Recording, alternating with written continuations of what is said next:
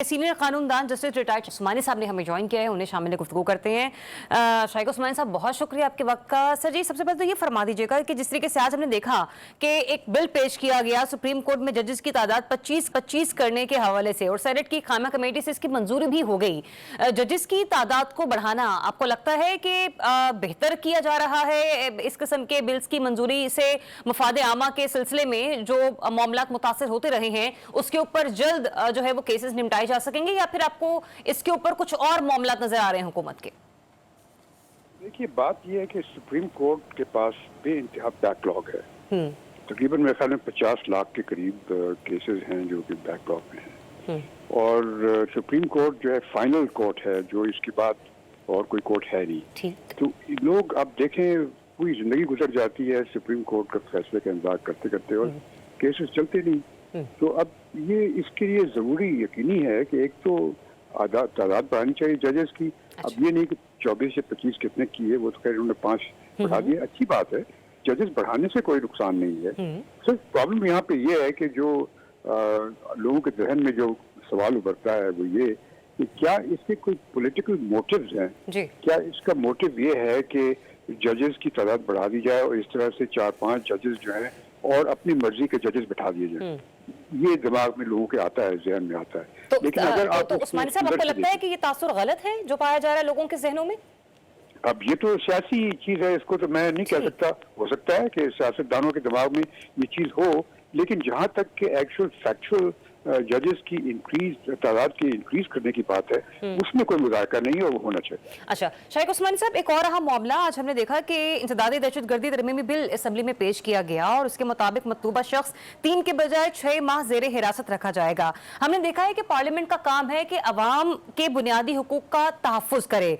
आपको नहीं लगता है कि इस किस्म के बिल्स की मंजूरी के बाद कवानीन नाफिज करके बिल्स के बाद हुकूमत जो है वो अवाम के लिए मजीद मुश्किलात खड़ी करने जा रही है? 6 माह ज़ेर हिरासत रहना, वो भी हसास अदारों की तहवील में।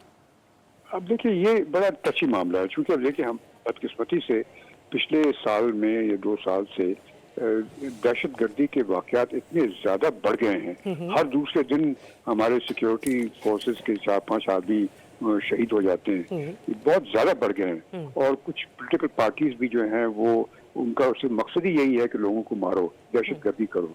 तो इस सूरत में एक जरूरी है, बहुत जरूरी है कि हमारे कवानीन जो है दहशतगर्दी के मामले में बहुत सख्त होने चाहिए, ताकि लोगों को के दिल में डर पैदा हो, इन लोगों के दहशतगर्दों के दिल में, और वो ये ना करें।